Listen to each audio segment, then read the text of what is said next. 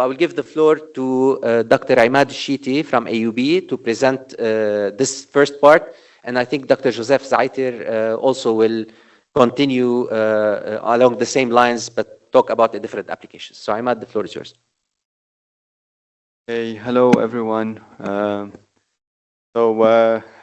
here to present to you the work that we are doing at AUB, and mostly at this point we are in the design phase, completing the design phase, if I might say. Some of the things that I will say, my colleague Dr. Najjar already spoke about, but I'm just going to go through it again. So whenever we're designing those solar-assisted borehole thermal energy storage system, some components immediately come to mind. And these are the main components, and mainly you have the solar collectors, you have the battery, if I might say, which is the borehole field. And towards the user end, you have the heat pump, you have a short storage tank, and a heat exchanger, and then obviously the heat exchanger becomes the interface between the system itself and the user on the other end. So basically these are the components that we adopted in the design at AUB pilot. Okay, to go, some of these pictures you've already seen, but I'm gonna go ahead and go over them again.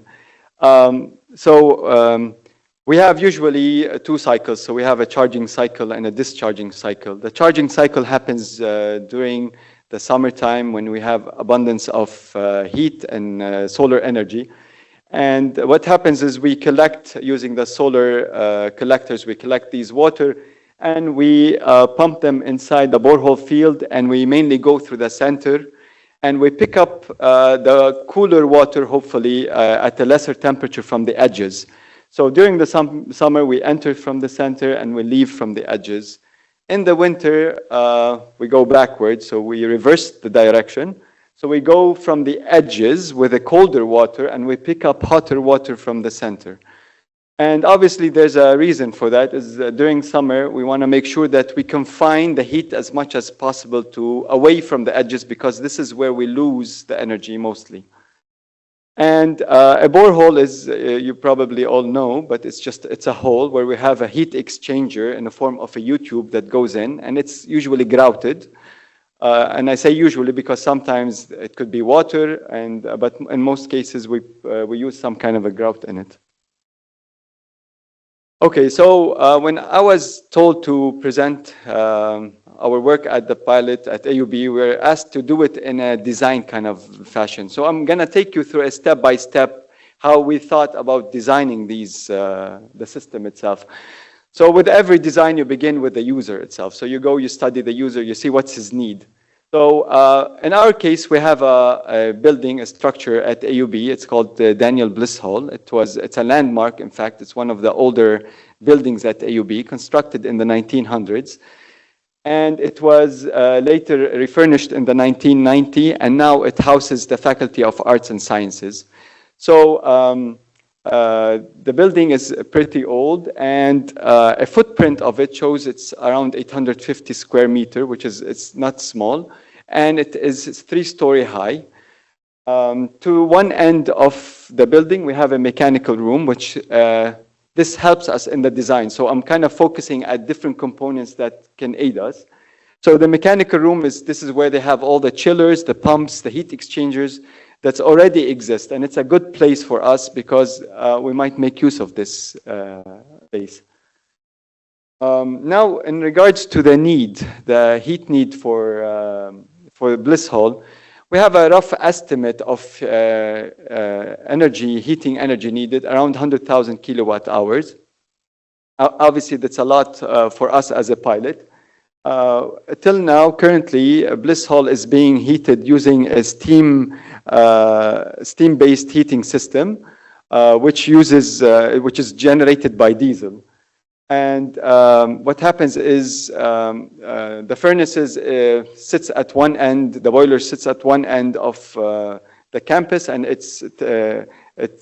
take the steam towards Bliss Hall, and using pipes and insulated pipes into the mechanical room, and through a heat exchanger, the water circulating through the fan coils of the structure goes into this heat exchanger, takes up this heat, and heats up the space. These are some pictures of the mechanical room. You have the chillers. This is where the mechanical room. And another important factor is over there, we have an area that is green, that is not used. And this is also another important factor in the design because AUB sits in a very expensive place in Beirut. In fact, it's located in the heart of Beirut. So land is scarce and very expensive. Okay, so when we came to our design, we were thinking, so what's happening under Bliss Hole? What about the geological formation? All of these comes to mind. How deep can we go through in the borehole? Okay, so here just to highlight something, usually students, when they talk about AUB campus, they speak about an upper campus and a lower campus. And the reason for that is AUB sits on top of a steep hill. To one end, which we call the lower campus, it's in fact sits right directly at the Mediterranean Sea. So the lower campus is only a few meters away from the sea level. The upper campus, on the other hand, is a bit elevated. And we used a drone to kind of see how, what's the difference in elevation. And we have almost 40 meters of elevation. So that enters into our design process because we don't want our boreholes to touch the sea level. So that kind of limited our depth of boreholes, and that's why we chose a borehole depth of 25 meters. Okay, at the same time, walking through the campus, you can see different shears where you can see the different limestone, and this is the formation, the type of formation underneath AUB. We were able to pick up samples from these limestones, and we did some tests on them to get the thermal properties. So we were able to find the density, we found the specific heat and the conduction, the thermal conduction. And based on these, we were able to begin our process of design. The next step would be to size our boreholes. Okay, and here it's a very simple formula. It's a heat equation formula. Now that we have an idea about what the thermal property is and we know what's the user need, and we chose at AUB to only use a third of the amount of energy needed by Bliss Hole. So if Bliss Hole wants 100,000 kilowatt hour, we chose to only give it a third. And the reason for that is because we're dealing with a pilot. We're not talking about something full scale. Okay, so when we plug in these numbers, I'm not going to bore you with the math issues behind it. We plug in the numbers, we back calculate for the volume. We know now what's the volume of this battery, and it goes around 1,500 meter cube. I just want to kind of compare quickly about what Dr. Najjar said in Drakeland. Drakeland has 35,000 cubic meter, and here we're talking about 1,500 cubic meter. So that kind of emphasizes the concept of a pilot that we're talking about. Now that we know the volume, we have the height, we can find the area, and now we can kind of draw the cross-sectional area of our battery or borehole thermal energy system. The next component would be the solar collectors. The next thing we did is we went and we scouted the area, and we're using some app that we have on the phone. We were able to survey what is the location next to Bliss Hole that has the least amount of shade or the maximum amount of sunlight. And this is what you see in that area here. This is the software that we were using. Okay, and you can see the trajectory of the sun, and we kind of traced the trajectory of the sun over different times and different months and so on, and we finally chose a specific place that optimizes this sunlight. Now, we also, to get the area of the solar collectors, we need another parameter, which would be the global horizontal irradiation. And here we used a publication from one of our partners, LCEC, which is represented by Ms. Ghada here, which shows that on average per day, we have a 4,400 watts per meter square per day. Again, I'm not going to bore you with the math, but it's a simple equation. We can find the area again to be 100 square meter. Now keep in mind that if we want 30,000, let's say, kilowatt hours, we need to inject twice as much because, as Dr. Najjar stated earlier, the efficiency of these systems is 35%, 40%, 50% at best. So we need to double the amount of energy, or 3 times more, to inject the heat with this amount, inject the ground with this amount of heat. So this is how we propose the system to look like. So we have Bliss hole at one end, the borehole field, and then close to the mechanical room, which is perfect because this is where we're going to place our heat pump, our heat exchanger, storage tank. Next to it, a bit towards the sea, we have the evacuated tubes, but this is not too long of a distance anyway. So everything fitted greatly. The next step, and this is, you've seen this by Dr. Najjar presented this. Now that we have the system in mind, the next thing is to delve into the details a bit. So we decided to draw this on Revit, and we began to see more the different details, the manifold, the pumps, where to place them, you know, the gate valves and so on, the heat exchangers. So we're kind of, you know, having a good idea about how the system works. Also, I want to point out that this is how we decided to place our boreholes. And this happened after several trials and like, let's say, a problem of optimization. And we reached something like this, which we found that would be a good distribution of boreholes. Okay, finally, what we did after going through preliminary sizing our different components, we go into the transit now. I wish I was able to show you how we began with transit. It's literally like a baby trying to walk. So we were in a crawling phase, and now when I look at our work, it's pretty amazing. But again, transit is a software, for those who don't know. It allows the different components to interact together, to work as if it's a one unity. It has a lot of parameters that you have to plug in. You have to kind of have an understanding of the software itself. But you can see here, these are the major components. You have the evacuated tube collectors. You have the borehole thermal energy. They look small, but obviously these are the bigger components. You have the heat pump, the tank, and the heat exchanger. Everything else is a controlled unit. So it kind of tells each of these when to turn off, when to begin, how the cycle flows, in what direction, and so on.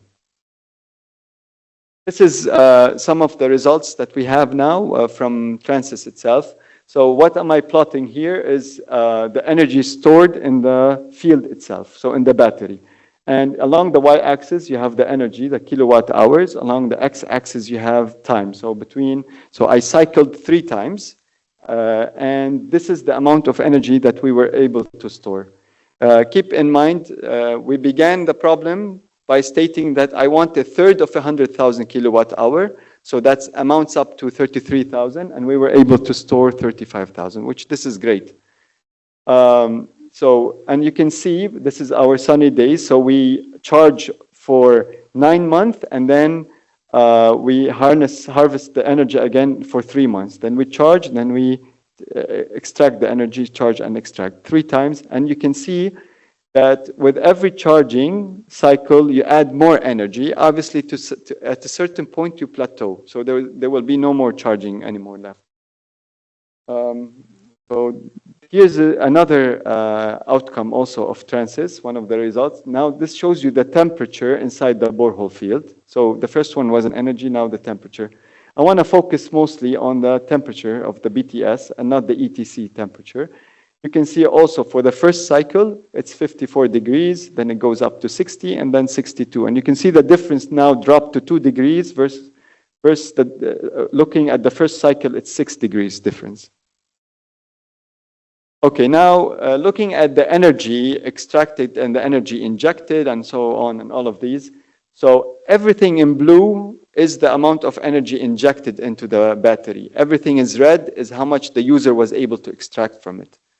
And if we look here, this is the total in 1 year. So we have 32% of the total energy was placed into the borehole. The user made use of much more than 50%. And the reason for that is because of the heat pump. So with the assistance of a heat pump, we were able to transform more energy than we stored inside. In addition to that, we have some sunlight we can make use during the winter, which also we made use of, and that gave us extra energy even during winter time. Okay, I have 2 more slides, and then I'll leave the floor to my colleague, Dr. Joesph. So the next thing what I wanted to do is to look at, I just want to also state something here. We have to keep in mind, anytime we're dealing with heat pumps, there's energy that we have to, cost of energy, electric energy that we are wasting. So we have to kind of keep it in the back of our mind that there's a cost for this. Okay, so we did a parametric analysis, and I looked at three major components for me, which I thought of would be of concern and which maybe will affect the system itself. One of them is what does the thermal conductivity of the limestone, how does the thermal conductivity affect the system itself, okay? It looks like a lot of numbers, but I'm just gonna try to make it as easy as possible. You see three different lines. One of the lines, which is the blue one, this shows you the amount of energy stored. The second line shows you the temperature inside the borehole system. And this is the energy extracted by the user. So you have three lines in every graph. So by changing the conductivity from 1 to 2.5, you can see the trend, how it drops down as the conductivity increases. Okay, and this is important. Now one might ask, so why are you changing your limestone conductivity parameters? Obviously, this is something fixed. In reality, it's not. We all know that dealing with soil and anything underground, there's a lot of uncertainty. I might pick a sample from here that will give me a conductivity of 1.5, and I can move a bit further, and it will be 2. So we have to keep this in mind that there's a lot of uncertainties when we design these systems. The next thing that I looked at is the thermal conductivity of the grout itself. So what about the concrete that we fill in? And the reason for that is we can find now in the market enhanced grout that has an enhanced conductivity. You pay a lot more money for it, maybe 5 times, maybe 10 times. And the question is it worthwhile to put all the money? So I was thinking about these issues. So I decided to change the thermal conductivity of the grout. And you can see the temperature difference was very minimal. It's definitely not worth it. Okay, so going from 1 to 2.5, and this probably cost 10 times this one. So I don't think it's worth the money at this point. Third parameter that I like to change is the effect of the water flow. Again, this has to do with a circulatory pump. Maybe we can go for a smaller pump versus a bigger pump. Does it really affect our system that much? There is a small drop, not too much, between going with 100 liters per hour to 3,000 liters per hour. Okay, and you can see the trend is almost, it's kind of insignificant, honestly, the changes. One final slide and I'm done. Okay, one of the limitations dealing with trances is that it does not model any irregular patterns of boreholes. So it only takes into consideration a hexagonal pattern. So what happens if you don't want to go hexagonal? Let's say you want to do something irregular, like I'm showing in the first figure. So what happens in that case? Obviously, trances cannot see this. And this is where Dr. Joesph will come to tell us a bit about what he did to solve this issue. Thank you. 7 kilogram per second. This is here, for instance, the borehole. This is the coordinates from AutoCAD or from any other software. We have here 23 boreholes. Why? Because we have 3 duplicates at the center. They are connected to the manifold and feeding into the different branches in series and parallel. And this column over here will tell Python how the boreholes are connected into each other. So -1 means that these are the main inlet boreholes into the field. And for instance, this one here, so this borehole number 7 is connected to number 6 and so forth.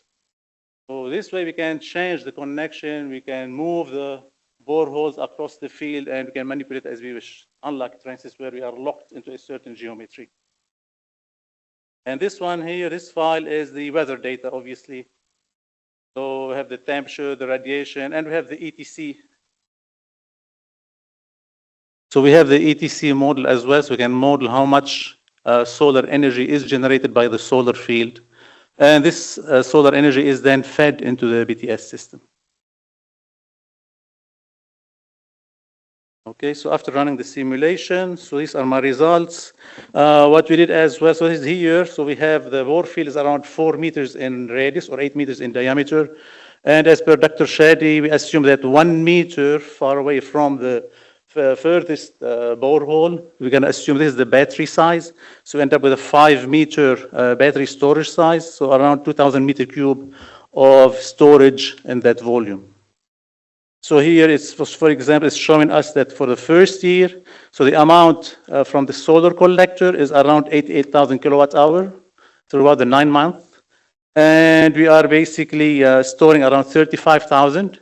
So the efficiency is around 40%, and that increases year after year as the ground temperature is increased.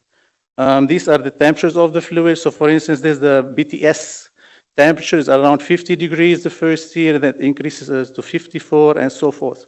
So here we're simulating over 5 years. I can show you a little bit later that we can modify all these numbers. This is here the BTS arrangement. So we are feeding here at the red dots during charging. And we have the series and parallel connections, and then in the discharge we feed toward from the end toward the center.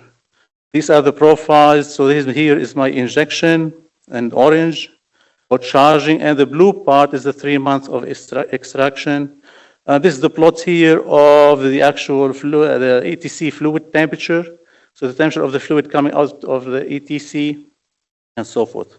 This is here, so as we zoom in further, I can see for each borehole, the temperature profile from top to bottom. Yeah, so borehole 1, 6, 7, and 8, they correspond to these boreholes over here. So 1, 6, 7, and 8. Again, go and diagnose every borehole, see how the temperature profile would look like. And hopefully when we install the pilot plant, hopefully we can install some thermocouples and we can observe these temperatures and fine-tune our predictions and calculations. And most importantly, now I can visualize. So with this tool, I can now visualize the actual battery system. Yeah, these are my boreholes. These are the temperatures. So toward the center, it's quite hot, 63 degrees. And as we move outward, yeah, the temperature gets colder, and the lowest temperature is around 59 degrees. This is after 5 years of injecting and extraction. Furthermore, here I'm gonna also. We can basically determine the soil temperature. So we have the boreholes and the soil temperature around it. And this is for the 2,000 meter cube battery volume. So it's this volume that we use to determine how much energy I have stored over this duration and how much I'm losing. So this energy will be radiating to the surroundings, and this is where the energy is lost. Assuming here that the ground temperature is 18 degrees, there are some parameters over here. So the user can change, for example, the borehole length, the thermal conductivity, the simulation period, and we can do a lot of design analysis. Also, there's some advanced settings here for the dimensions of the bore field, the actual pipings themselves, the ground thermal conductivity, the heat capacity, and many other parameters. And so we have used this tool just to analyze and have some high fidelity prediction from the BTS itself.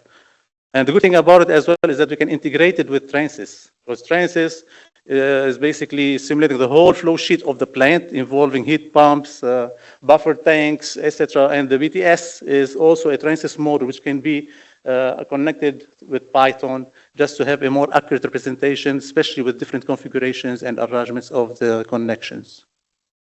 Okay? So this one will be hopefully available for users later on as part of the digital tools for BTS analysis.